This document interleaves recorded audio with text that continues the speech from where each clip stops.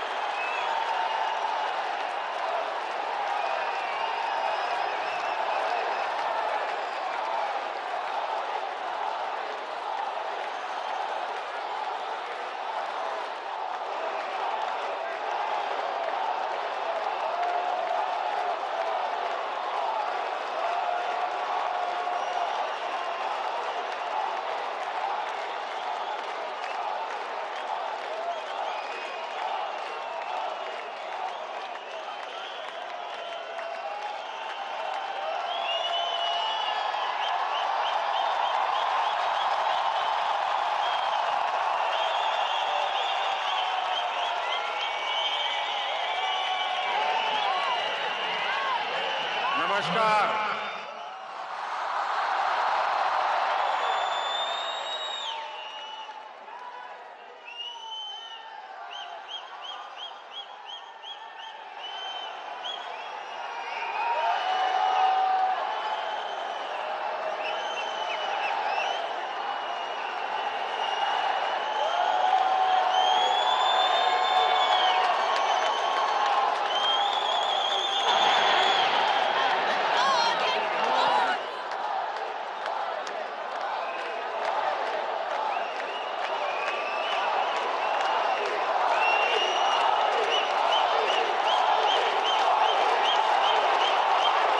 आज Abu Dhabi में आप लोगों ने नया इतिहास रच दिया है।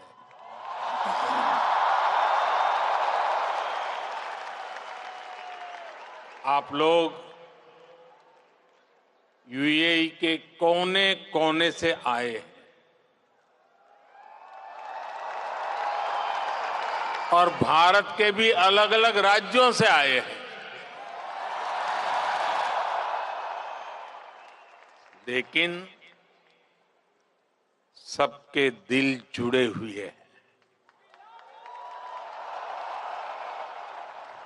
इस ऐतिहासिक स्टेडियम में हर धड़कन कह रही है, भारत यूएई दोस्ती जिंदाबाद। हर सांस कह रही है, भारत यूएई दोस्ती जिंदाबाद। हर आवाज कह रही है, भारत यूएई। बस इस पल को जी लेना है, जी भर करके जी लेना है। आज वो यादें बटोर लेनी है जो जीवन भर आपके साथ रहने वाली।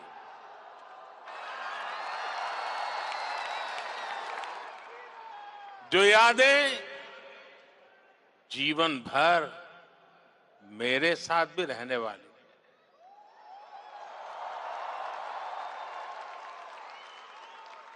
मेरे भाई और बहनों, मैं आज अपने परिवार के सदस्यों से मिलने आया हूं।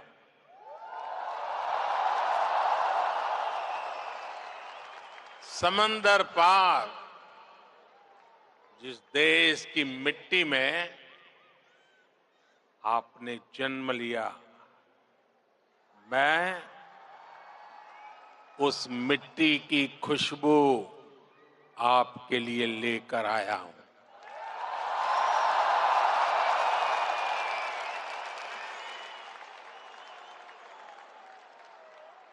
मैं संदेश लेकर आया हूं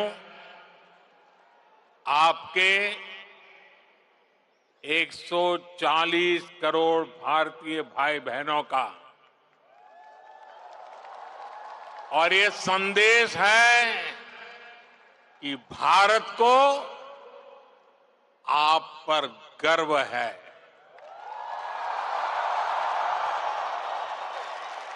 आप देश का गौरव है।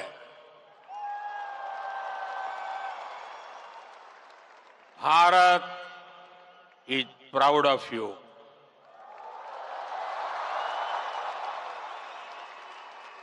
भारतम निगंडय अर्थ अभिमानिकुन्नो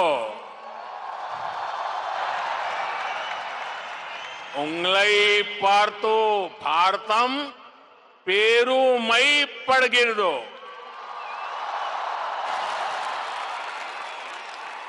भारता निम्मा बग्गे हेम्मे पड़ुत्तदे।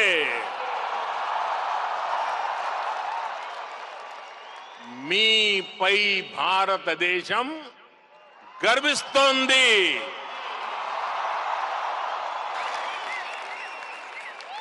एक भारत श्रेष्ठ भारत की सुंदर तस्वीर, आपका ये उत्साह, आपकी आवाज आज अबू धाबी के आसमान के पार जा रही है।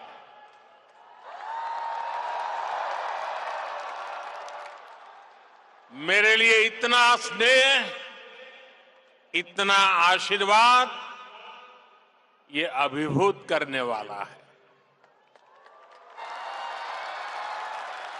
आप समय निकालकर यहां आए,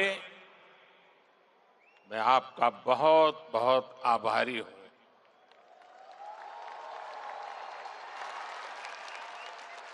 साथियों, आज हमारे साथ minister of tolerance his excellency Sheikh Nahyan भी मौजूद है।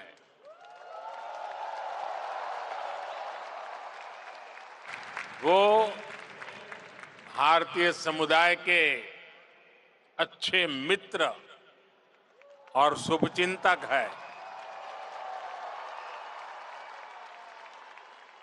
भारतीय समुदाय के प्रति उनका स्नेह सराहनीय है। आज इस शानदार आयोजन के लिए मैं अपने brother his highness Sheikh Mohammed bin Zayed ji का भी आभार व्यक्त करता हूं। गर्मजोशी भरा ये समारोह उनके सहयोग के बिना संभव नहीं था। उनकी आत्मीयता, मेरे प्रति उनका अपनत्व मेरी बहुत बड़ी पूंजी है।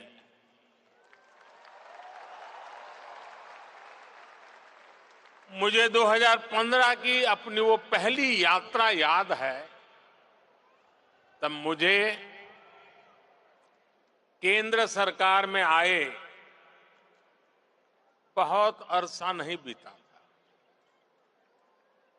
3 दशक के बाद किसी भारतीय पीएम की ये पहली यूएई यात्रा थी।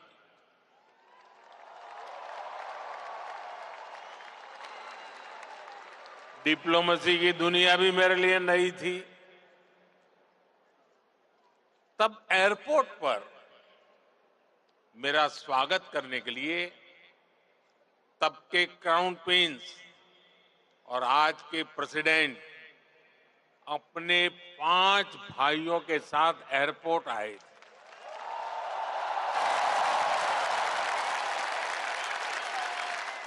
वो गर्मजोशी उन सभी की आंखों में वो चमक मैं कभी भी भूल नहीं सकता। उस पहली मुलाकात में ही मुझे ऐसा लगा जैसे मैं किसी अपने करीबी के घर आया हूं। वो भी एक परिवार की तरह मेरा सत्कार कर रहे थे। लेकिन साथियों, वो सत्कार सिर्फ मेरा नहीं था। सत्कार, वो स्वागत 140 करोड़ भारतीयों का था। वो सत्कार यहां यूएई में रहने वाले प्रत्येक भारतीय का था।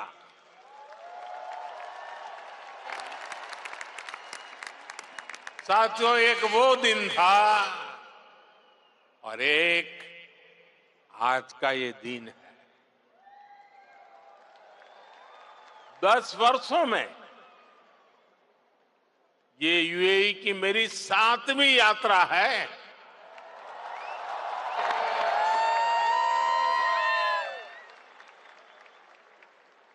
ब्रदर शेख मोहम्मद बिन जायद आज भी मुझे एयरपोर्ट पर रिसीव करने आए थे। उनकी गर्मजोशी वही थी, उनका अपनापन वही था। और यही बात उन्हें खास बना देती है। साथियों, मुझे खुशी है कि हमें भी 4 बार भारत में उनका स्वागत करने का अवसर मिला है।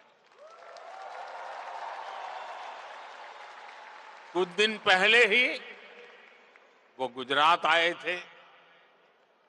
तब वहां लाखों लोग उनका आभार व्यक्त करने के लिए सड़क के दोनों तरफ जमा हो गए।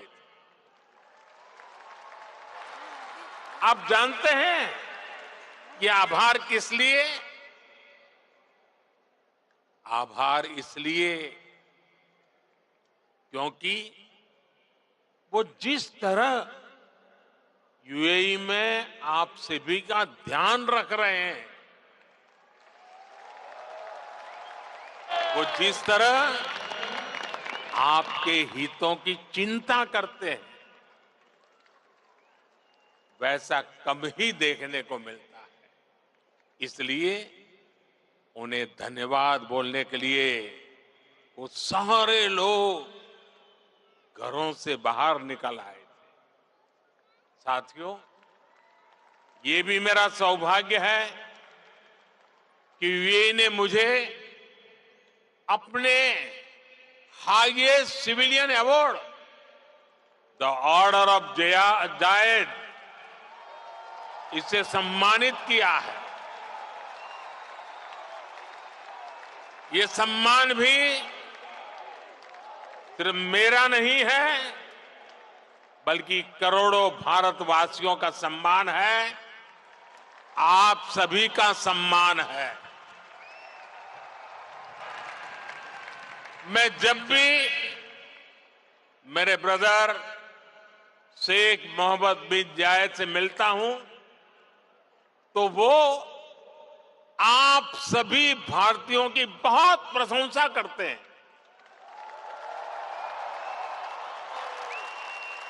वो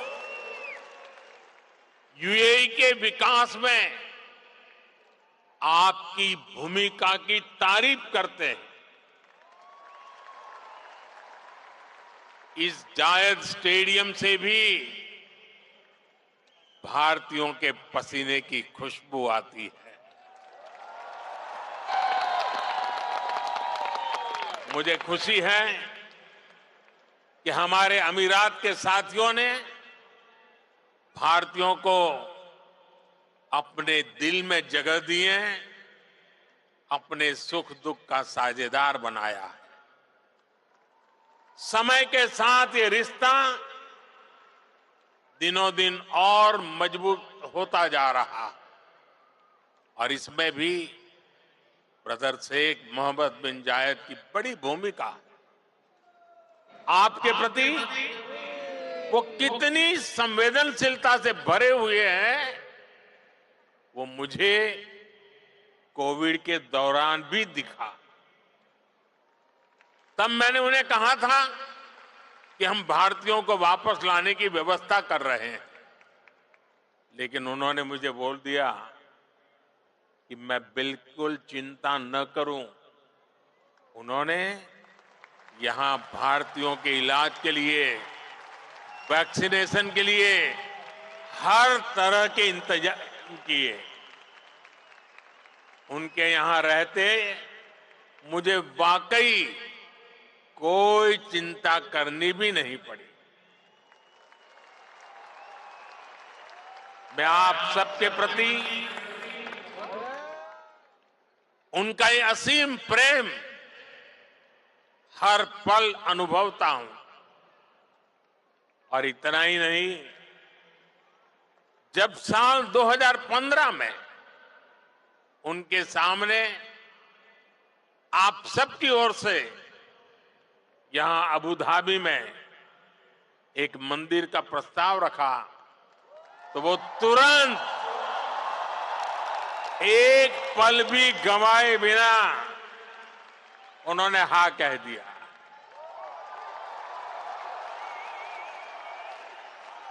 और उन्होंने यहां तक कह दिया, जिस जमीन पे तुम लकीर खींच लोगे वो मैं दे दूंगा।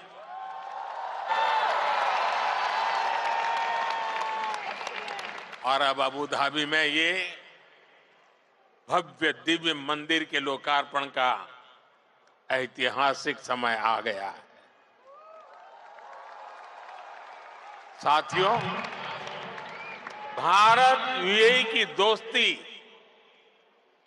जितनी जमीन पर मजबूत है, उतना ही उसका परचम अंतरिक्ष में भी लहरा रहा है।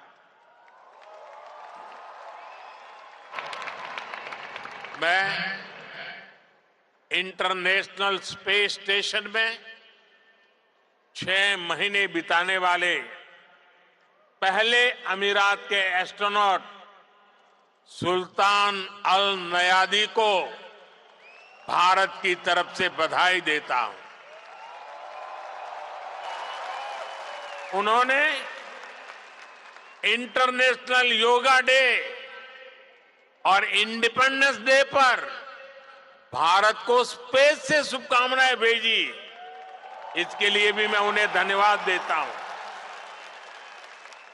साथियों, आज 21वीं सदी के इस तीसरे दशक में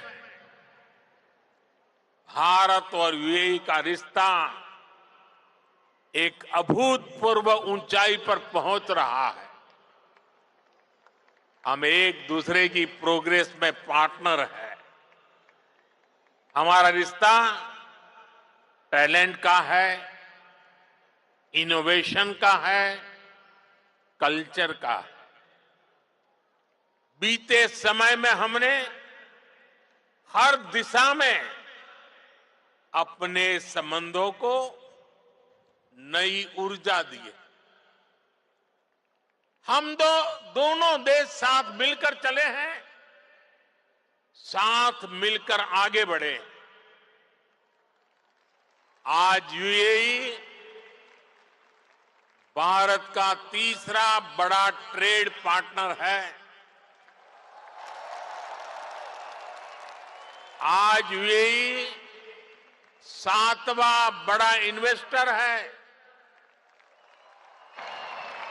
हम दोनों देश ईज ऑफ लिविंग और ईज ऑफ डूइंग बिजनेस दोनों में बहुत अधिक सहयोग कर रहे हैं।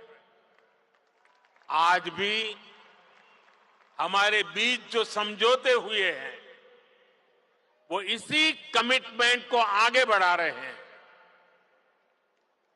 हम अपने फाइनेंशियल सिस्टम को इंटीग्रेट कर रहे हैं। टेक्नोलॉजी और इनोवेशन के क्षेत्र में भी भारत और यूएई की पार्टनरशिप लगातार मजबूत हो रही है। साथियों, कम्युनिटी और कल्चर के संबंधों के मामले में तो भारत यूएई ने जो हासिल किया है वो दुनिया के लिए एक मॉडल है। भाषाओं के स्तर पर दोनों देशों में कितनी नजदीकी है, ये भी मैं अपने अमीरात के साथियों को जरूर बताना चाहता हूं। मैं अरबी में कुछ वाक्य बोलने का प्रयास कर रहा हूं। अल हिंद बल इमारात बी कलम अल जमान वल किताब अदुनिया नकुत्बो हिसाब अली मुस्तकलब अब्दल व सदा का बीना अल हिंद वल इमारत हिया सरवतना अल मुस्तरा का फिल हकीका नहनु फी बदैया साइदाली मुस्त कबल जईदा। मैंने अरबी में बोलने की कोशिश की है। अगर उच्चारण में कुछ गलती हो तो मैं अपने यूएई के साथियों से माफी जरूर मांगूंगा। और जिन्हें समझ नहीं आया कि मैंने क्या कहा है, उन्हें मैं इसका अर्थ भी समझा रहा हूं। जो मैंने अरबी में कहा उसका अर्थ है भारत और यूएई वक्त की कलम से दुनिया की किताब पर एक बेहतर भाग्य का हिसाब लिख रहे हैं। भारत और यूएई की दोस्ती हमारी साझा दौलत है। हकीकत में हम अच्छे भविष्य की बेहतरीन शुरुआत कर रहे हैं। अब आप सोचिए, कलम, किताब, दुनिया, हिसाब, जमीन, ये हिंदुस्तान में कितनी सहजता से बोले जाने वाले शब्द हैं, और ये शब्द वहां कैसे पहुंचे हैं? यहां गल्फ के इस क्षेत्र से हम दोनों देशों का नाता सैकड़ों हजारों वर्ष का है, और भारत की कामना है कि ये ऐसे ही दिनों दिन और मजबूत होता रहे। साथियों, मुझे बताया गया कि यहां स्टेडियम में इस वक्त सैकड़ों की संख्या में स्टूडेंट्स भी आए हैं।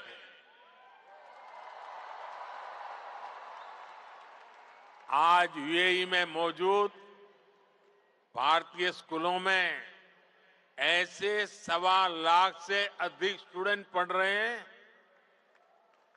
ये युवा साथी भारत यूएई की समृद्धि के सारथी बनने जा रहे हैं। Brother his highness Sheikh Mohammed bin Zayed के सपोर्ट से पिछले महीने ही आईआईटी दिल्ली के अबू धाबी कैंपस में मास्टर्स कोर्स शुरू हुआ है। दुबई में नया central board of secondary education CBSE का ऑफिस भी जल्द ही खुलने वाला है। मुझे विश्वास है कि ये संस्थान यहां भारतीय कम्युनिटी को बेस्ट एजुकेशन देने में और मदद करेंगे। साथियों, आज एक एक भारतीय का लक्ष्य 2047 तक भारत को विकसित राष्ट्र बनाने का है। दुनिया का वो देश जिसकी अर्थव्यवस्था बहुत तेजी से आगे बढ़ रही है, वो देश कौन सा है? हमारा भारत। दुनिया का वो देश कौन सा है जो स्मार्टफोन डेटा कंज्यूम करने में नंबर 1 है? दुनिया का वो देश कौन सा है जो ग्लोबल फिनटेक एडॉप्शन रेट में नंबर 1 है? हमारा भारत। दुनिया का वो देश कौन सा है जहां सबसे ज्यादा मिल्क प्रोडक्शन होता है? हमारा भारत। दुनिया का वो देश कौन सा है जहां इंटरनेट यूजर्स के मामले में नंबर 2 पर है? हमारा भारत। दुनिया का वो देश कौन सा है जो दुनिया का दूसरा सबसे बड़ा मोबाइल मैन्युफैक्चरर है? हमारा भारत। दुनिया का वो देश कौन सा है जहां दुनिया का तीसरा सबसे बड़ा स्टार्टअप इकोसिस्टम है? हमारा भारत। दुनिया का वो देश कौन सा है जो अपने पहले ही प्रयास में मंगल तक पहुंच गया? हमारा भारत। दुनिया का वो देश कौन सा है जिसने चंद्रमा के साउथ पोल पर अपना झंडा गाड़ दिया है? हमारा भारत। दुनिया का वो कौन सा देश है जो एक बार में 100 सैटेलाइट भेजने का रिकॉर्ड बना रहा है। हमारा भारत दुनिया का वो कौन सा देश है जिसने अपने दम पर 5G टेक्नोलॉजी विकसित करके सबसे तेज रोल आउट किया है? हमारा भारत। साथियों, भारत की उपलब्धि हर भारतीय की उपलब्धि है। सिर्फ 10 साल में भारत दुनिया की 11वें नंबर की इकोनॉमी से 5वें नंबर की इकोनॉमी बन गया है। और आप जानते हैं, मुझे हर भारतीय के सामर्थ्य पर कितना ज्यादा भरोसा है। इसी भरोसे के दम पर मोदी ने एक गारंटी भी दी है। मोदी की गारंटी आप जानते हैं? मोदी ने अपने तीसरे टर्म में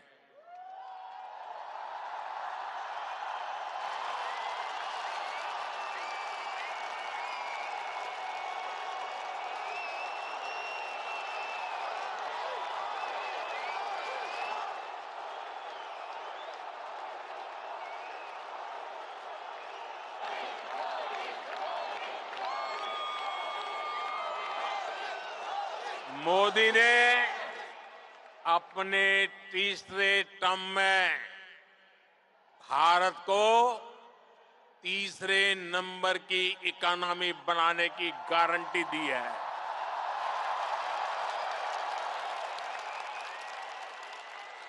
और मोदी की गारंटी यानी गारंटी पूरा होने की गारंटी।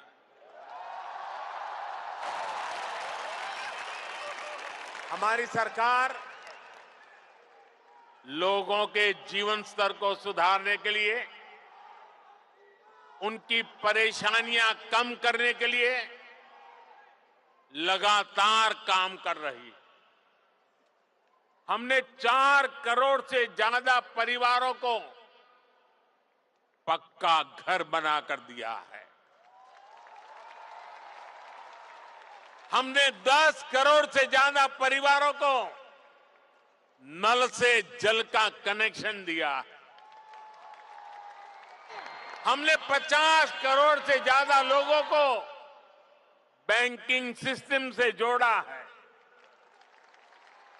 हमने 50 करोड़ से ज्यादा लोगों को 5 लाख रुपए तक के मुफ्त इलाज की सुविधा दी है।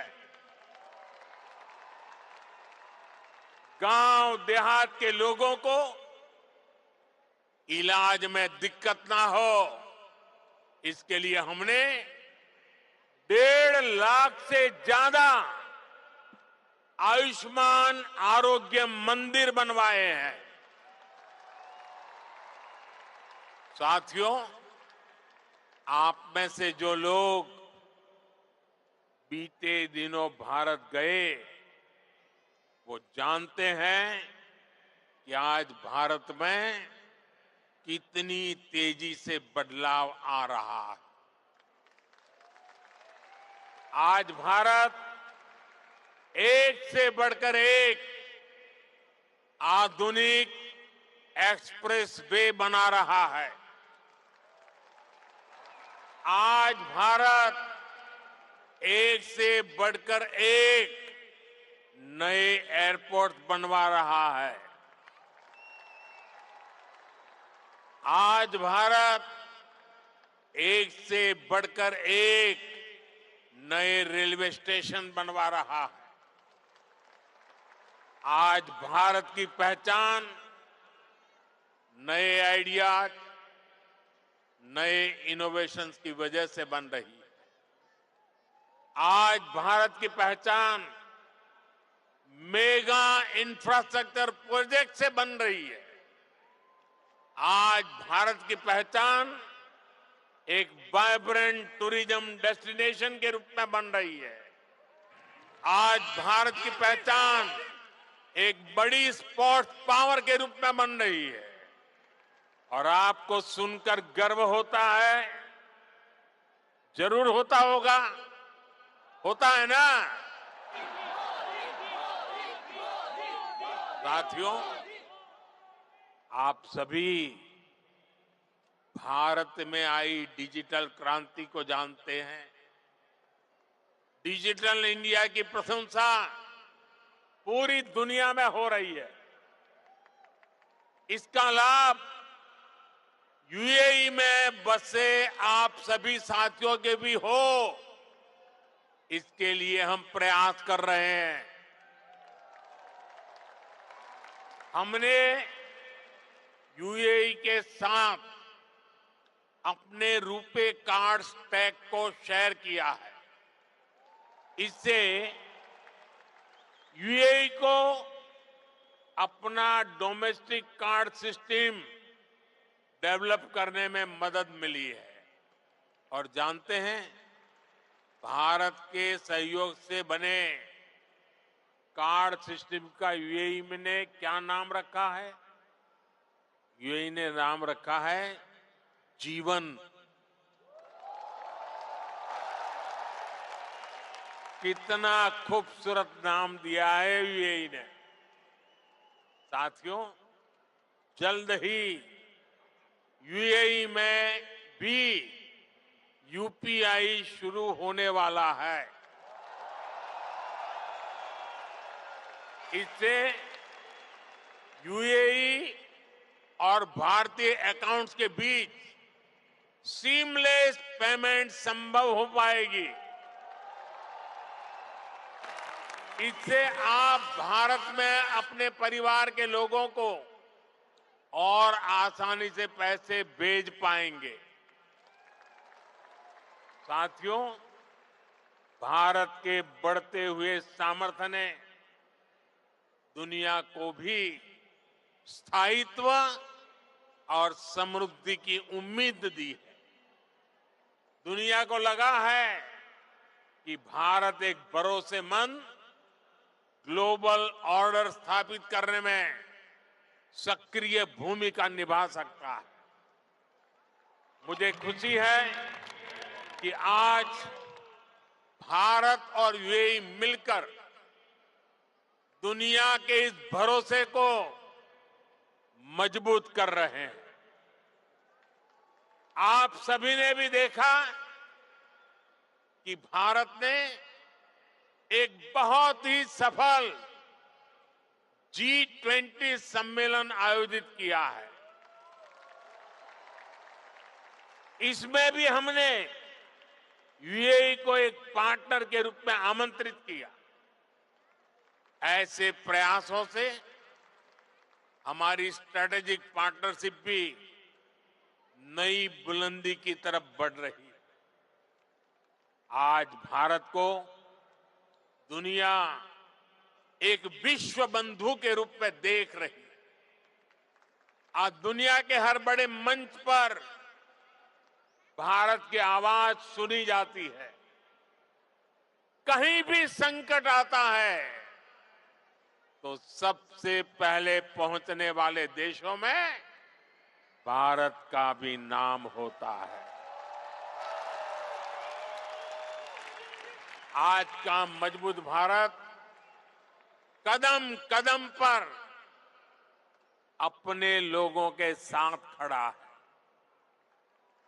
बीते 10 वर्षों में आपने देखा है कि जहां भी विदेशों में बसे भारतीयों को समस्या आई, भारत सरकार ने तेजी से एक्शन लिया है। यूक्रेन, सूडान, यमन और दूसरे संकटों के दौरान फंसे हजारों भारतीयों को हम सुरक्षित निकालकर भारत लाए।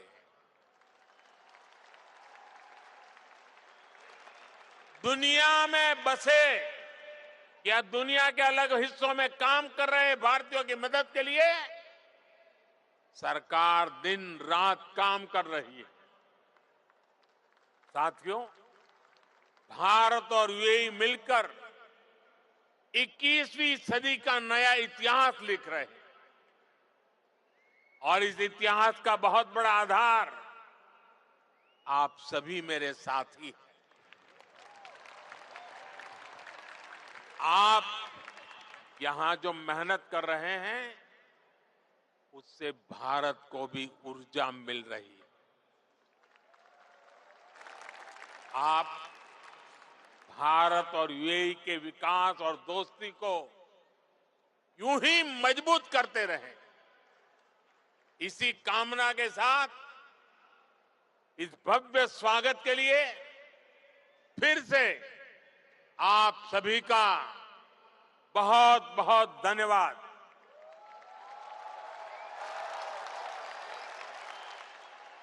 मेरे साथ बोले, भारत माता की, भारत माता की, भारत माता की।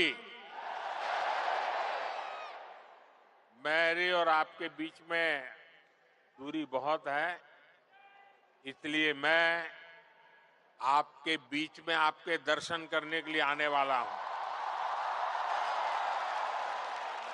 लेकिन मेरी आपसे प्रार्थना है कि आप जहां हैं वहीं बैठे रहोगे तो मुझे आपके दर्शन का सौभाग्य अच्छा मिलेगा। तो मेरी मदद करेंगे आप? पक्का करेंगे? भारत माता की, भारत माता की। बहुत बहुत धन्यवाद।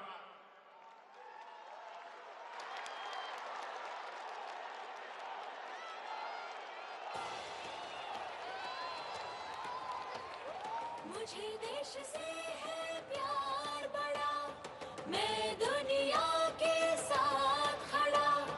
विश्व है परिवार मेरा, नाम है भारत मेरा। अहलन मोदी, अहलन मोदी। विश्व प्रेम की मूरत हूँ, विश्व मित्र मैं भारत हूँ। अहलन मोदी,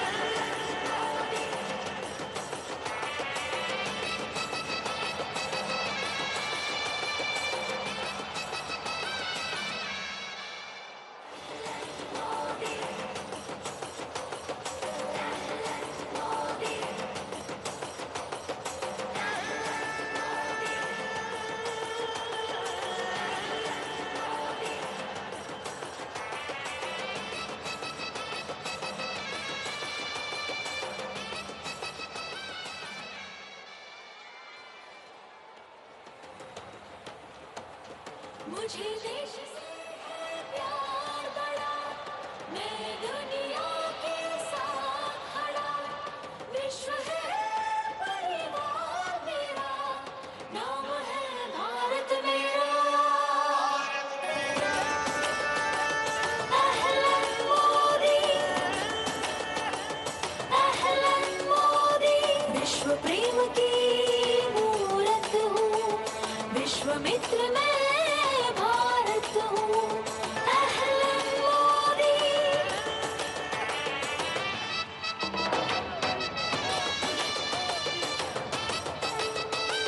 नी भारता, क्या तेरा क्या मेरा, सागर गगन है हम सबका, नदी नदी हर जंगल से दोस्ताना है अपना, मुल्क सभी भाई मेरे, मरहबा स्वागत तेरा, विश्व है परिवार मेरा, नाम है भारत मेरा।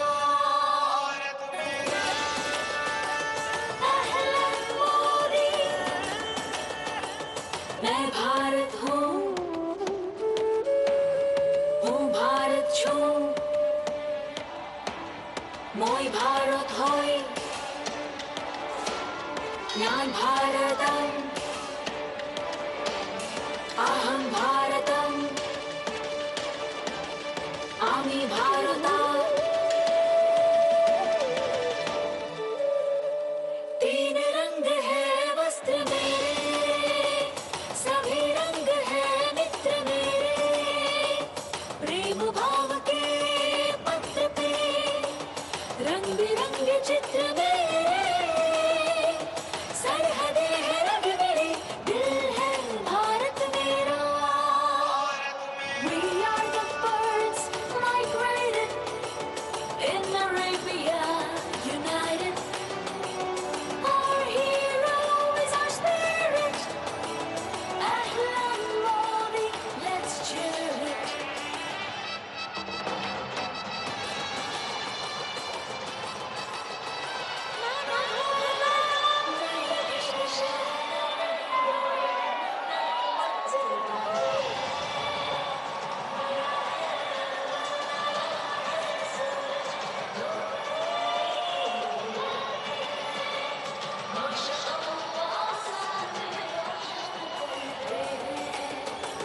दुनिया की सेवा में नेक काम करते हैं, भारत और अरबिया ऐलान करते हैं, विश्व है परिवार मेरा, नाम है भारत मेरा।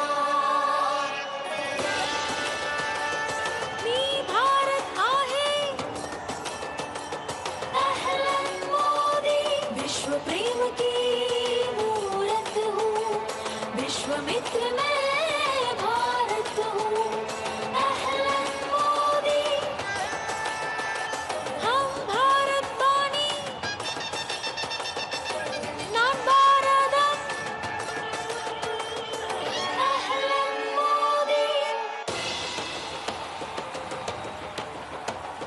मुझे देश से है प्यार बड़ा, मैं दुनिया के साथ खड़ा, विश्व है परिवार मेरा, नाम है भारत मेरा। अहलन मोदी, अहलन मोदी, विश्व प्रेम की मूरत हूँ, विश्वामित्र मैं भारत हूँ। अहलन मोदी,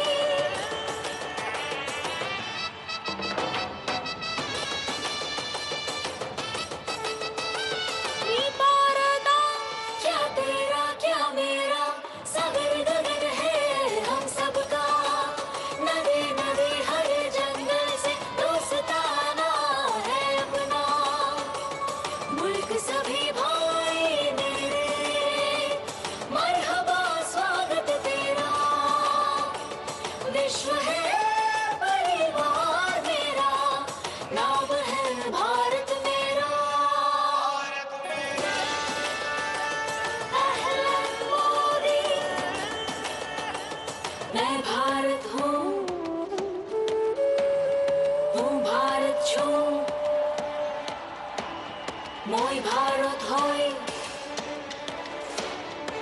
महान् भारतम् अहं भारतम् आमी भारता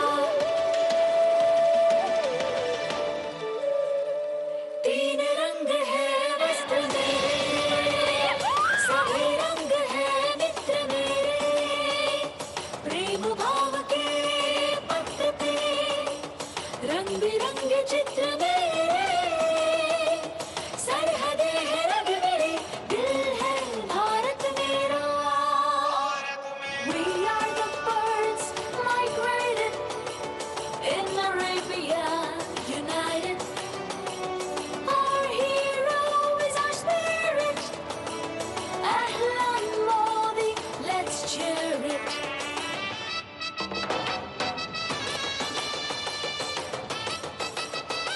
नानो भारता नई दिशा है नई दौड़ है नई मंजिल पाते हैं नया है अंबर नया है सूरज धूप नई खिलाते हैं माशाअल्लाह साथ में रोशन नाम करते हैं दुनिया की सेवा में नेक काम करते हैं भारत और अरेबिया ऐलान करते हैं विश्व है परिवार मेरा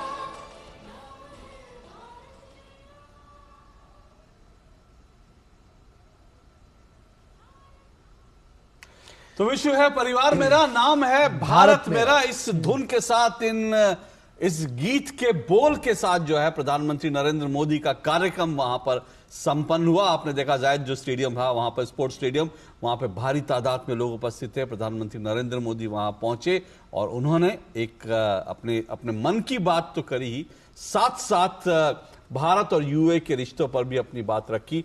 और इस तरह से प्रधानमंत्री नरेंद्र मोदी का आज का ये बहुत इंपॉर्टेंट, जो उनके यूएई यात्रा का एक इंपॉर्टेंट हिस्सा था, आज इस तरह से संपन्न हुआ। लेकिन जी निश्चित तौर पर संपन्न हुआ। और जो कहा जाए कि जो उत्साह, जो उमंग, जो हर्ष जो देखने में मिलती थी जनता में, जो लोग थे, वो बिल्कुल देखने वाला। पीएम की मोदी की बड़ी बात है। अबू धाबी में आप लोगों ने नया इतिहास रच दिया है। ये ओपनिंग रिमार्क्स थे प्रधानमंत्री नरेंद्र मोदी को। इस पल को जी लेना है, जी भर के जी लेना है, इस कि ये जो यादें हैं उसको बटोर ले रही है, ये कहा पीएम ने। उन्होंने कहा कि आपने जहां जन्म लिया है, मैं उस मिट्टी की खुशबू आपके लिए लेकर आया हूं। तो भारत की मिट्टी की खुशबू आपके लिए लेकर आया हूं। शानदार आयोजन के लिए ब्रदर नाहयान का आभार व्यक्त करता हूं। यहां बता दूं कि ब्रदर नाहयान शब्द जो वो है, वो बार बार वो ब्रदर नाहयान का उन्होंने इस्तेमाल किया। पीएम ने कहा कि मेरे प्रति उनका अपनत्व मेरे लिए बहुत बड़ी पूंजी है। बार बार उन्होंने जायद अल नाहयान राष्ट्रपति का शुक्रिया किया। उन्होंने कहा कि मुझे खुशी है कि अमीरात के साथियों ने भारतीयों को दिल में जगह दी है। और इसके साथ ही साथ प्रधानमंत्री ने कहा कि यूएई ने मुझे अपने सर्वोच्च नागरिक पुरस्कार से सम्मानित किया। जब भारत और यूएई के प्रगाढ़ रिश्तों की चर्चा की प्रधानमंत्री ने, उन्होंने कहा कि यह सम्मान सिर्फ मेरा नहीं बल्कि करोड़ों भारतीयों का है। उन्होंने कहा कि अबू धाबी में एक मंदिर बनाने का प्रस्ताव तुरंत स्वीकार कर लिया। उस पूरी घटना का वर्णन किया, उन्होंने उसका जिक्र किया। उन्होंने कहा हमारा रिश्ता प्रतिभा, नवाचार और संस्कृति का है। भारत और यूएई का रिश्ता अनोखा है। दोनों देश साथ साथ चले हैं, दोनों देश साथ साथ आगे बढ़े हैं। प्रधानमंत्री ने कहा कि आज यूएई भारत का तीसरा सबसे बड़ा व्यापार भागीदार है। जी हाँ, प्रधानमंत्री नरेंद्र मोदी की बड़ी बात है। उन्होंने कहा यूएई 7वां सबसे बड़ा निवेशक है भारत में। ईज ऑफ लिविंग और ईज ऑफ डूइंग बिजनेस में दोनों देश काफी सहयोग कर रहे हैं जी। और हम अपनी वित्तीय प्रणाली को एकीकृत कर रहे हैं। आज जो रुपए कार्ड की बात हुई और जो साथ साथ जो है इसके अलावा जो समझौता उसकी तरफ इशारा। टेक्नोलॉजी और इनोवेशन के क्षेत्र में भारत और यूएई की मजबूत साझेदारी है। 1.5 लाख से अधिक भारतीय छात्र यूएई के स्कूलों में पढ़ रहे हैं। प्रधानमंत्री नरेंद्र मोदी ने याद दिलाया। और जल्द ही दुबई में एक नया सीबीएसई कार्यालय खोला जाएगा। यह बड़ा ऐलान था प्रधानमंत्री नरेंद्र मोदी का। एक भारतीय का लक्ष्य 2047 तक भारत को विकसित राष्ट्र बनाने का है। प्रधानमंत्री नरेंद्र मोदी इस अपने उद्देश्य को लेकर, लक्ष्य को लेकर लगातार दुनिया भर में इसको आवाज दे रहे हैं। दुनिया के मंच पर भारत की आवाज आज सुनी जाती है। प्रधानमंत्री नरेंद्र मोदी ने कहा भारत जिस तरह से आगे बढ़ रहा है उसका उन्होंने याद दिलाया, भारत की उपलब्धियां गिनाई। आज का भारत, आज का मजबूत भारत कदम कदम पर अपने लोगों के साथ खड़ा है। इंपॉर्टेंट स्टेटमेंट है ये प्रधानमंत्री नरेंद्र मोदी का। भारत यूएई 21वीं सदी का इतिहास लिख रहे हैं, ये प्रधानमंत्री नरेंद्र मोदी ने कहा। जी, तो प्रधानमंत्री मोदी की बड़ी बातों की अगर बात करें, उन्होंने कहा कि भारत और यूएई 21वीं सदी का इतिहास साथ मिलकर लिख रहे हैं और दुनिया इसको बहुत गौर से देख रही है। दुनिया में भारत और यूएई की दोस्ती का जय घोष हो रहा है। प्रधानमंत्री ने साफ तौर पर कहा कि जब जिस मंदिर के प्रस्ताव की चर्चा प्रधानमंत्री ने की, उन्होंने कहा कि एक पल भी राष्ट्रपति जायद अल नहयान ने नहीं लगाया ये कहने में कि आप उस जमीन को जहां भी देख लें और जहां भी आप रख देंगे वो जगह आपकी होगी और वो वहां पर आप मंदिर बना सकेंगे। तो ये जो सहयोग था, जो एक सांस्कृतिक धार्मिक सौहार्द का जो एक प्रतीक दिखाया, और साफ तौर पर प्रधानमंत्री ने कहा कि जो भारतीय वहां रहते हैं, जो भारतवंशी हैं वहां पर, उनके प्रति जो प्रेम है वहां की गवर्नमेंट का, अल नाहयान का, वो काबिल तारीफ है और उसकी सराहना की जानी चाहिए। तो भारत और यूएई की जो दोस्ती है, वो जो उसके नए आयाम है, वो किस फलक पर किस तरह से आगे बढ़ रही है, उसका विस्तार से वर्णन प्रधानमंत्री ने अपने संबोधन में किया कहीं ना कहीं। जी, एक छोटा सा ब्रेक लेते हैं। ब्रेक के बाद ये चर्चा जारी रहेगी। प्रधानमंत्री नरेंद्र मोदी की बड़ी बातें और क्या संदेश उन्होंने देने की कोशिश की यहां पर इस स्टेडियम से, उसके बारे में बात करेंगे इस ब्रेक के बाद। साल, बरस और सदी नहीं, एक युग गुजर जाएगा। उम्र न पूछो वंडर की, जब फर्क नजर आएगा। वंडर सीमेंट, फर्क नजर आएगा। जब दांत खाट की खुजली पे ना हो काबू तो उसे गमछे से नहीं छुपाते बाबू, तो फिर उसे भगाए कैसे? जालिम लोशन लगाकर दांत खाट की खुजली, एक्जिमा जड़ से निकाले। अभी खरीदे जालिम लोशन। टेक स्टार्टअप सॉलिड था, प्लान था कड़क, करना था समथिंग ग्रेट, पर शुरू से प्रॉब्लम्स ने घेरा यूं कि बिजनेस हुआ अपना लम्बेट। बिजनेस गुरु की जरूरत थी खास, सीधे गए एसबीआई स्टार्टअप ब्रांच पे तो खुल गया success. Startup advisory and support SBI startup branch पे। लाइफ में फाइनेंशियल आजादी के लिए एनपीएस जरूरी है। रिटायरमेंट में फाइनेंशियल आजादी रहे जारी, एनपीएस से आज ही करें तैयारी। एनपीएस जरूरी है। सर, आप बहुत लकी हैं कि आपके बेटे ने हेल्थ इंश्योरेंस और बाकी सारी फॉर्मेलिटीज टाइम से पूरी कर दी है। अब आप घर जा सकते हैं। मेरा बेटा? तो फिर आप? पॉलिसी बाजार। क्लेम के टाइम पे हमेशा आपकी हेल्प को तैयार। पॉलिसी बाजार, 1 करोड़ का हेल्थ इंश्योरेंस सिर्फ 390 रुपए महीने से शुरू। मोदी सरकार की गारंटी, भारत होगा गरीबी मुक्त। 5 सालों में 13 करोड़ 50 लाख लोगों को गरीबी से बाहर निकाला। हमारा संकल्प, विकसित भारत। गोल्डी छोले मसाले, जहां जाएं रिश्ते बनाएं। जहाँ जाए रिश्ते बनाए, गोल्डी मसाले। भोला जी, पार्सल नहीं आएगा, टेंशन मत लो, रिफंड ले लो। हाँ, बस सोशल मीडिया पे अपना बैंक अकाउंट और फोन नंबर डाल दो। यूपीआई कहता है सोशल मीडिया पे बैंक डिटेल्स और फोन नंबर ना डालें। अपने पैसों का खुद ख्याल रखें। बहन, हाँ?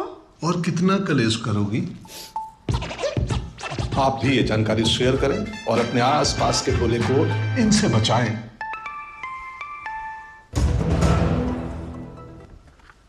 स्वागत है आपका ब्रेक के बाद, और हम चर्चा कर रहे हैं प्रधानमंत्री नरेंद्र मोदी की यूएई की यात्रा बेहद विशेष है, क्योंकि अहलन मोदी जो कार्यक्रम है वो बेहद खास रहा है अशोक, और कई मायनों में खास रहा है।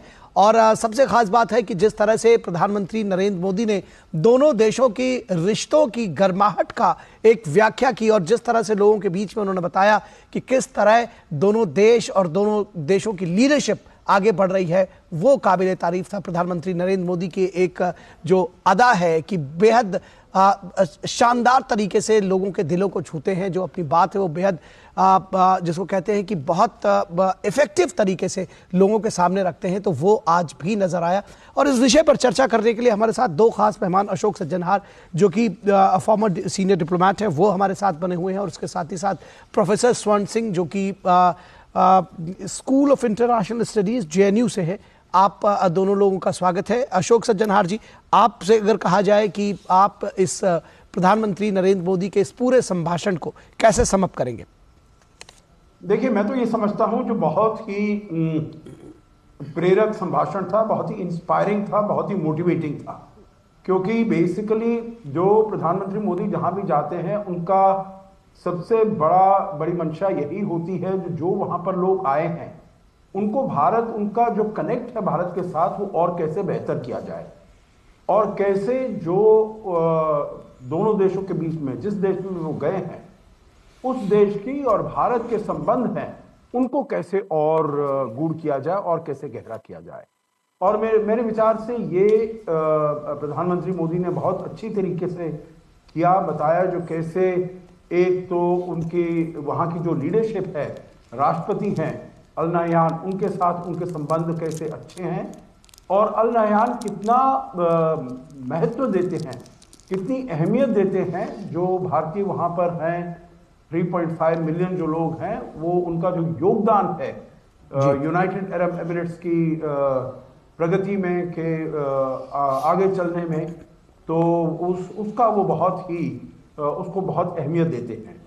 इसके साथ साथ उन्होंने भारत और UAE के जो संबंध हैं कैसे आगे बढ़ रहे हैं, हर क्षेत्र में आगे बढ़ रहे हैं, चाहे वो क्रिएटिविटी हो, चाहे वो इनोवेशन हो, व्यापार हो, और सामरिक तरीके से जो दोनों देशों के संबंध अच्छे हो रहे हैं, बेहतर हो रहे हैं, उसका भी उन्होंने जिक्र किया।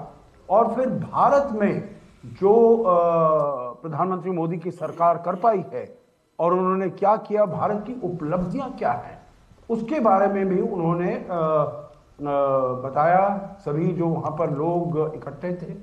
क्योंकि एक ये भी उनका बहुत ही महत्वपूर्ण टॉकिंग पॉइंट होता है, फोकस पॉइंट होता है, जो उन सबको बताया जाए जो भारत में क्या बदलाव हो रहा है। तो चाहे वो 11वीं अर्थव्यवस्था से 5वीं अर्थव्यवस्था आ गए हैं 10 साल में, या फिर तीसरी अर्थव्यवस्था अब पहुंच जाएंगे अगले कुछ सालों में, स्टार्टअप कैसे नंबर 3 पर हैं, और क्या क्या उपलब्धियां भारत ने पाई हैं, ये सब उन्होंने अपने वक्तव्य में कहा, जिससे कि एक तो इंफॉर्मेशन भी मिली, समाचार मिला जो वहाँ पर सुनने आए थे, और उनको बहुत प्रेरणा भी दी, प्रेरित भी किया, जो आगे चलते हुए कैसे दोनों देशों के बीच में और संबंध आगे अच्छे हो और आगे बढ़े। और सबसे महत्वपूर्ण जो कैसे जो भारत की उपलब्धियां हैं उससे उनको कैसे गौरवान्वित महसूस करना चाहिए। मैं अशोक जी यही कह रहा हूं, आपने कहा कि समाचार, तो जाहिर सी बात है आजकल दुनिया जो है कितनी छोटी हो गई है, आप मोबाइल उठाते हैं और सब समाचार आपको मिल जाते हैं। तो ऐसा नहीं है कि वहां के जितने लोग थे ये सब जो भारत की उपलब्धियां थी वो जानते नहीं थे, क्योंकि वो भारत का व्यक्ति जो है कहीं भी रहे, भारत में क्या हो रहा है उसकी नजर जरूर रहती है। लेकिन प्रधानमंत्री नरेंद्र मोदी बार बार ये कह के भारत के प्रति जो गौरव का बोध है वो कराते हैं नागरिकों में कि भाई भारत जो है वो इतना आगे बढ़ गया है, तो आप भी भारत के नागरिक हैं, भारतवंशी हैं, तो आप भारत पर गर्व कर सके। इसलिए मैं देखता हूं वो बार बार इन चीजों को याद दिलाते हैं। जी आप बिल्कुल ठीक कह रहे हैं अशोक जी, क्योंकि ये सभी लोगों को मालूम है, परंतु देखिए बात ऐसी है, आजकल का तो जमाना बहुत ही फेक न्यूज का है, कुछ नहीं पता चलता है, जो आप जो कुछ सुनते हैं। ये आपने बड़ी इंटरेस्टिंग बात करी है। जी अब उसमें कितना सच है कितना सच नहीं है, परंतु अगर आप अपने देश के, राष्ट्र के सबसे शीर्ष नेता से ये बातें सुने जो भारत ने क्या उपलब्धियां पाई हैं, तो एक तो ये उनको मालूम चलेगा, तो जो बिल्कुल ये सटीक बात है, सच बात है, और इसमें कोई शंका का कोई वो नहीं हो सकता। और दूसरी बात, मैं बिल्कुल आपसे सहमत हूं, क्योंकि यही उनकी मंशा होती है, यही उनकी सोच होती है, जो कैसे अपने लोगों को जो वहाँ पर हैं उनको और गौरव प्रदान करें, जो भारत ने कितनी ऊंचाइयों तक पहुँचा है, भारत कितनी तरक्की की है, और उससे और उनको प्रेरणा मिले जिससे वो अपने काम में अच्छा काम कर पाए, और जो दोनों देशों के बीच के जो संबंध हैं उनको और भी बढ़ाने में अपना योगदान और अच्छी तरीके से दे सकते। आपने जो फेक न्यूज की बात की ना अशोक जी, तो मतलब हालांकि ये मंच वो नहीं है, लेकिन आपने बड़ा सटीक बात की। अभी देखिए कतर को लेकर के, कतर में भारत सरकार की जो इतनी बड़ी उपलब्धि रही उसको लेकर आज सुबह से एक फेक न्यूज फैलाई जा रही है। तो बहुत सारे लोग जो सोशल मीडिया पर, उनको भी सुनकर लगता होगा तो फेक न्यूज फैलाई गई कि भाई ये तो जो है एक फिल्म स्टार के इंटरवेंशन से हो गया था, और वो फिल्म स्टार ने उसका खंडन कर दिया कि ऐसा कुछ नहीं है। और मतलब आप अपने देश को, इस देश में ऐसे भी लोग हैं जो भारत सरकार को, भारत के विदेश विभाग को, भारत के प्रधानमंत्री को वो श्रेय नहीं देना चाहते, तो कमतर आंकने की कोई फेक न्यूज फैला दी जाए और भारत जो अच्छी चीजें कर रहा है उसका श्रेय भी किसी और को दे जाए। ये वही लोग हैं जो पाकिस्तान के इमरान खान के लिए जब अभिनंदन जो है भारत आए थे, तो इमरान खान के लिए लोग नोबेल पुरस्कार मांग रहे थे। तो आपने बिल्कुल सही कहा, ये जो फेक न्यूज फैलाने वाले हैं उसलिए भी बड़ा जरूरी है कि जो सही बात है, सच्ची बात है, वो देश का प्रधानमंत्री जब भारत के बाहर जाता है, भारतीयों के बीच जाता है, तो बार बार उसको इंसिस्ट करते रहे। लेकिन प्रोफेसर सोन सिंह जी, जो प्रधानमंत्री के निजी रिश्तों की लगातार बात हो रही थी, और वो जब मिलते हैं, जब बातचीत होती है, वो तो गर्मजोशी तो दिखती है, जैसे उनका स्वागत होता है। आज के जो उनका जो पूरा उनका संबोधन था, उसकी शुरुआत में काफी लंबे समय तक वो वहां के जो शेख अल नायान है उनके बारे में लगातार बोलते रहे। एक बार नहीं, कई बार उनको माय ब्रदर कहा, मेरे भाई जैसा संबोधन कहा। दोनों के बीच जो रिश्ते हैं उसको इतने विस्तार से उन्होंने बताया। क्या मायने इसके? जाहिर है कि प्रधानमंत्री मोदी शुरू से ही जाने जाते हैं कि वो, चाहे वो बड़े नेता हो या फिर आम जनता हो, परस्पर व्यक्तिगत तौर पर अपना तालमेल और गर्मजोशी बनाने में बहुत सक्षम हमेशा से बने रहे हैं। और उसी में उनकी जो भाषण का जो कौशल है, और उसमें शब्दों का जो चयन है, और कभी कभी ऐसा भी कहा जाता है कि जहां वो चुप होते हैं उसको भी ध्यान देना चाहिए कि कब वो चुप होते हैं और कब वो बोलते हैं अपने भाषण में। और इस तरह से इतनी जो उन्होंने एक तरह से पारिवारिक एक तरह से नजरिए से जो बात की कि यहाँ के शीर्ष नेता जो हैं वो उनको अपने परिवार का हिस्सा मानते हैं, और वो भी उन सभी को अपने परिवार का हिस्सा मानते हैं, और वो कितना भारतीय लोगों के प्रति वो कितना जागरूक हैं, उनको हमेशा ध्यान रखते हैं उनका। ये सब इतने विस्तार में कहना शायद बहुत ही आवश्यक हो जाता है, क्योंकि उसके बाद वो फिर पूरे भारत की बात करने वाले थे। तो एक पूरा परिप्रेक्ष्य बनाकर कि हम आपस में परस्पर हिस्सेदारी, साझेदारी से आगे बढ़ना चाहते हैं, और यहाँ उन्होंने इनोवेशन का, टैलेंट का और कल्चर का जिक्र किया कि ये तीन तरह से भारत और यूएई एक नया इतिहास लिख रहे हैं और भविष्य की ओर बढ़ने की कोशिश कर रहे हैं। तो लगातार इस बात को उन्होंने दोहराया, और फिर उसके बाद बहुत सी उन्होंने बातें कही कि किस तरह से भारत कहाँ किस किस क्षेत्र में आज नंबर 1 पर है। जाहिर है कि वो सभी भारतीयों का जो वहां बैठे हुए थे उनको गर्वान्वित फील कराने के लिए वो बहुत जरूरी था, और वो लगातार भारत से जुड़ भी रहे।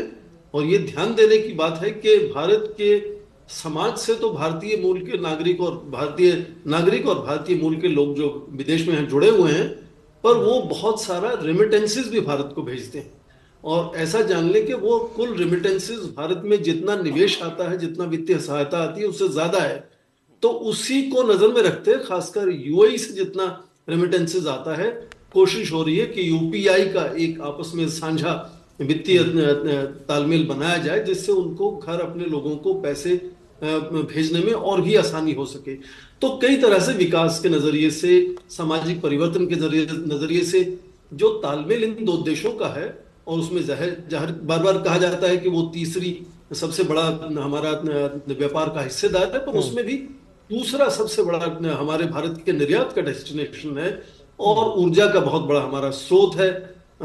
कई तरह से उसको देख सकते हैं कि जो जुड़े हुए हैं ये दोनों देश, और तालमेल उनका बहुत अच्छा है आपस में। और जाहिर है कि इस अच्छे माहौल में, इस अच्छे तालमेल में यदि शीर्ष नेतृत्व की दोस्ती आपस में बड़ी अच्छी होती है तो उस हिस्सेदारी को आगे बढ़ाने में और भी आसानी होती है और उसको तेजी से आगे बढ़ाया जा सकता है। और यही बात अब नजर आती है कि जैसा उन्होंने कहा कि 7वीं बार उनका 7वीं यात्रा है ये पिछले 10 वर्ष में, और वहां के नेता भी यहाँ जो 4 बार आ चुके हैं उनका यहाँ स्वागत हो चुका है। तो लगातार ये जो दोस्ती है उसमें गर्मजोशी है, जो तेजी है आपस में यात्राओं की शीर्ष नेताओं की, जाहिर है कि उसके बाद कितने मंत्रियों की, कितने अफसरों की, कितने दूसरे लोगों की आपस में यात्राएं होती होंगी, हिस्सेदारी बनती होगी। तो ये जो आपस में कंप्लीमेंटरिटी है कि उनको अभी निवेश करने के लिए अच्छा एक तरह से चाहिए डेस्टिनेशन, भारत सबसे तेजी से बढ़ती हुई आर्थिक व्यवस्था है, तो जो भी यहाँ निवेश करेगा उनको पर डॉलर रिटर्न एक तरह से गारंटेड है, राजनीतिक तौर पर पॉलिटिकल स्टेबिलिटी यहाँ है, तो उनके हिसाब से भी भारत में निवेश करना फायदेमंद है, भारत के लिए भी उनसे तालमेल बढ़ाना फायदेमंद है। तो कॉम्प्लीमेंटरिटी तो है ही, पर जब दो बड़े नेताओं का तालमेल और भी अच्छा होता है तो ये बहुत तेजी से अपनी हिस्सेदारी को आगे बढ़ाने का एक मौका इसमें नजर आता है।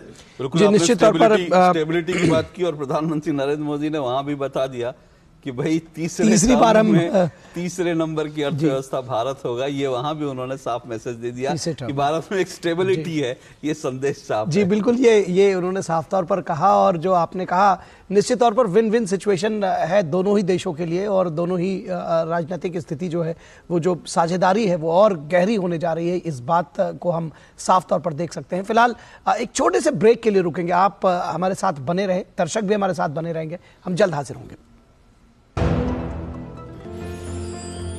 साल बरस और सदी नहीं, एक युग गुजर जाएगा, उम्र न पूछो वंडर की, जब फर्क नजर आएगा।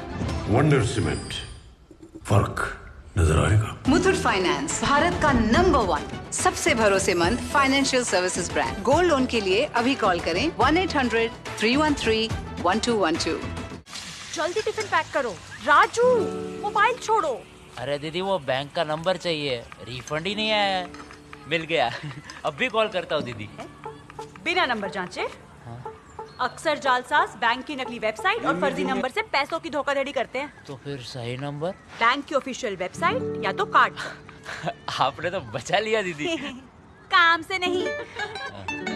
आरबीआई कहता है सही वित्तीय बर्ताव करे आपका बचाव। जब दांत खाज की खुजली पे ना हो काबू तो उसे गमछे से नहीं छुपाते बाबू, तो फिर उसे भगाए कैसे? जालिम लोशन लगाकर दांत खाज की खुजली एक्जिमा जड़ से निकाले। अभी खरीदे जालिम लोशन। क्या चिंता आपकी परीक्षा की तैयारी में बाधा बन रही है और आप परिणामों के बारे में चिंतित हैं? टेलीमानस के 14416 पर संपर्क करें। लाइफ में फाइनेंशियल आजादी के लिए एनपीएस जरूरी है। रिटायरमेंट में फाइनेंशियल आजादी रहे जारी, एनपीएस से आज ही करे तैयारी। एनपीएस जरूरी है। यारो, शादी तो मैं प्रीति से ही करूंगा। कॉलेज टॉप करके अच्छी सी नौकरी लूंगा, झट से प्रीति को प्रपोज कर दूंगा और फैमिली हॉलिडे स्पेन। 10 बजे तक है ना ये? वाह यार, 10 बजे तक है ना ये? बड़ा फैन। 10 बजे से 5 मिनट पहले खत्म करना। अपना सेविंग्स अकाउंट ओपन कर ले और अपने स्पेन हॉलिडे की सेविंग शुरू कर। SBI सेविंग्स अकाउंट के साथ पाइए सेफ, सिक्योर, कन्वीनियंट बैंकिंग और ग्रेट कस्टमर सर्विस। SBI, देश का फैन। गोल्डी छोले मसाले, जहाँ जाए रिश्ते बनाए। जहाँ जाए रिश्ते बनाए, गोल्डी मसाले। स्वागत है आपका ब्रेक के बाद, और हम बात कर रहे हैं अहलन मोदी कार्यक्रम की, जो थोड़ी देर पहले आपने देखा कि किस तरह से प्रधानमंत्री नरेंद्र मोदी ने चर्चा की विकसित होते भारत और यूएई की दोस्ती की, और उन्होंने चर्चा की कि किस तरह से दोनों देश मिलकर एक नया इतिहास रच रहे हैं। इस पूरे विषय पर चर्चा करने के लिए हमारे साथ दो खास मेहमान, अशोक सज्जनहार जी, फॉर्मर सीनियर डिप्लोमेट, और प्रोफेसर स्वर्ण Singh, school of international studies JNU से जुड़े हुए हैं। प्रोफेसर सिंह, आपसे जानना चाहेंगे, आपने देखा होगा कि किस तरह से उन्होंने उस हिंदू मंदिर की चर्चा की। उन्होंने साफ तौर पर कहा कि एक पल भी नहीं गंवाया अल नहयान साहब ने इसको हाँ कहने में। आपको लगता है कि ये जो कल जिस मंदिर का उद्घाटन करने जा रहे हैं प्रधानमंत्री नरेंद्र मोदी, कितना राजनीतिक रूप से हमारे संबंधों को, साझेदारी को, राजनीतिक साझेदारी को और गहरा करेगा? क्या क्या इसके मायने होंगे? भारत की बदलती हुई तस्वीर या छवि जिसको कहें, उससे भारतीय मूल के जो लोग विदेश में रहते हैं, भारतीय नागरिक वहां रहते हैं, उनका जो हौसला है, उनका जो उत्साह है, उसमें साफ फर्क नजर आता है। और वो इस तरह के बड़े जो इनिशिएटिव हैं, जिस तरह से एक मंदिर बनाने का प्रस्ताव रखना, उसको बहुत उत्साह से वो रखने में अपने आप को काबिल जा कॉन्फिडेंट इस तरह से पाते हैं। और फिर वही बात जब हमारे शीर्ष नेतृत्व की तरफ से उसका समर्थन होता है, तो जाहिर है कि उसको जमीन पर उतारना आसान होता है। पर इसमें मुझे लगता है कि जो देश यहाँ ये मंदिर बनते हैं, उन देश के नेतृत्व को भी हमें सराहना चाहिए।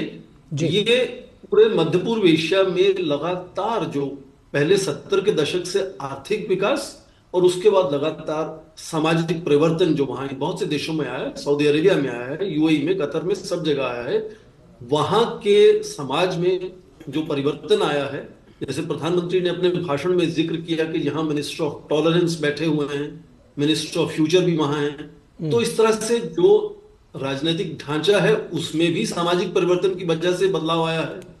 तो उनका जो रवैया है इस तरह के मुद्दों को लेकर, उनका जो रवैया है भारत को लेकर, उसमें भी बदलाव आया है। उसकी भी हमें सराहना करनी चाहिए कि उन्होंने ये चीज को बिना समय गवाए, जैसे प्रधानमंत्री ने कहा कि बहुत जल्द ही उसी वक्त उनको अप्रूव कर दिया, मान लिया, और उनको बहुत बड़ी जगह 27 एकड़ में, जैसा कहा जा रहा है कि वो पूरा परिसर है उसका, वो बनाने का एक तरह से परमिशन दिया वहां। और ये दोनों का तालमेल है और दोनों देशों की बदलती तस्वीर का एक तरह से नतीजा है, जिससे जो लोग हैं, जो श्रद्धालु हैं, जो इस मंदिर में जाएंगे, मंदिर में, उनका जो हौसला है, उनकी जो सोच है, वो उसमें भी बदलाव आता है। तो मुझे लगता है कि जमीन पर जिन लोगों ने कोशिश की, काम किया, प्रस्ताव लाने से लेकर आज तक ये इसको मंदिर को बनाने तक, तो उनका हौसला, उनका जो कोशिश है, उसमें परिवर्तन तभी आता है जब भारत में परिवर्तन आता है, और ठीक उसी तरह से यूएई में भी अंदरूनी परिवर्तन आता है, विकास आता है। तो ये पूरे परिप्रेक्ष्य में जो परिवर्तन है दोनों देशों में और कुछ हद तक पूरे क्षेत्र में, उसी का यह नतीजा है कि आप आने वाले समय में देखें कि भारत के जो दर्शन की बात है, भारत की संस्कृति की, सभ्यता की बात है, तो उसके बहुत इस तरह की बहुत सी चीजें अलग अलग देशों में और भी नजर आने लगेंगी। पहले से भी बहुत से देशों में थी, पर शायद उनकी तरफ ध्यान केंद्रित नहीं था। अब ध्यान केंद्रित होगा और बहुत सी ऐसी नई पहल और भी अब होने लगेंगी, क्योंकि भारत में आज सामर्थ्य है, भारतीय लोगों में आज सामर्थ्य है कि वो इस तरह की नई चीजों को, अपने धरोहर को अच्छे से संवारने की और उसको आगे बढ़ाने की तरफ जो लगातार कोशिश सोच में तो थी, और उसको जमीन पर उतारने की आज हैसियत है लोगों में। और मुझे लगता है ये उसी का नतीजा है। जो बदलाव, जिस बदलाव की आप बात कर रहे हैं, जिस बदलाव की आप बात कर रहे हैं, जो यूएई से शुरू हो रहा है, अशोक जी, जाहिर सी बात है कि एक दुनिया ने, मतलब चीजें कैसे बदल रही हैं। एक पाकिस्तान का मॉडल था, जो एक इस्लाम के नाम पर जो है दुनिया भर को आतंकवाद एक्सपोर्ट करना।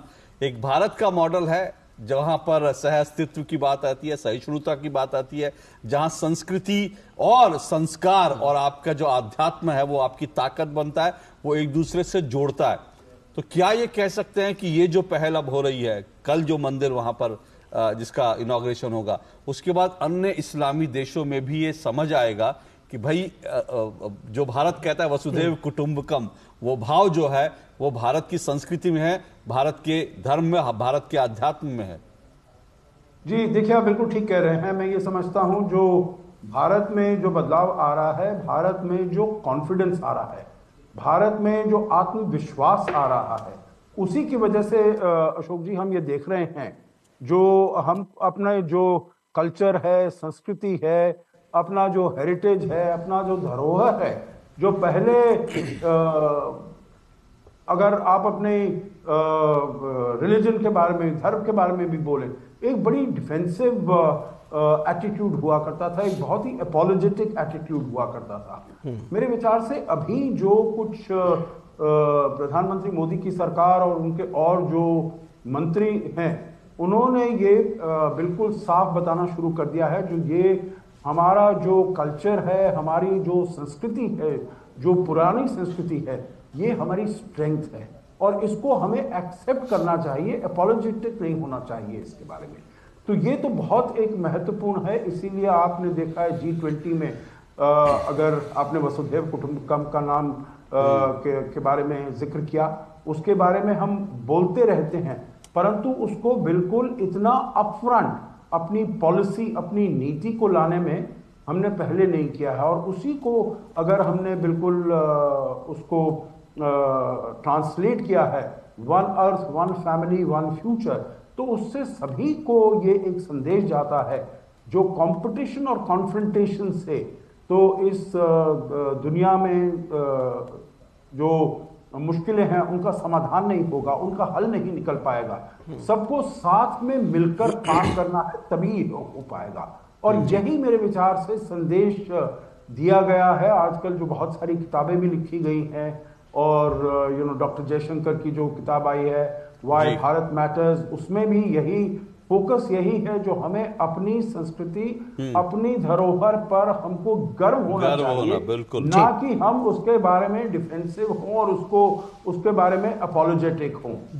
ऐसा नहीं है जो हमें अग्रेसिव होने की उसमें जरूरत है, बिल्कुल नहीं है, परंतु अपने साथ हमको उसमें कॉन्फिडेंस होना चाहिए। एक आखिरी बात अगर आप मुझे इजाजत दें, तो आपने अभी कहा जो पाकिस्तान का एक मॉडल है तो वो दूसरा भारत का है, तो मैं देखिए पाकिस्तान को एक ही वाक्य में भारत के साथ मैं नहीं जोड़ना चाहूंगा, because I don't think it does credit to India. Bharat कहाँ पर है?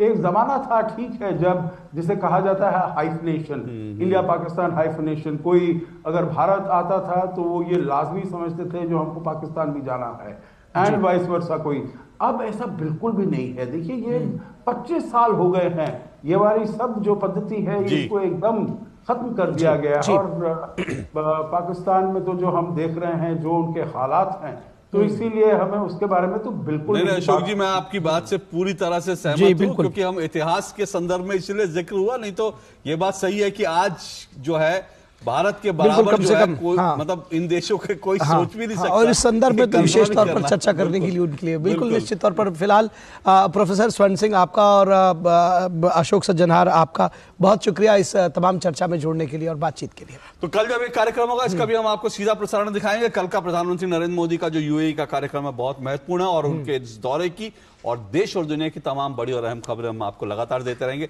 फिलहाल मुझे और निखिल को इजाजत दीजिए, नमस्कार।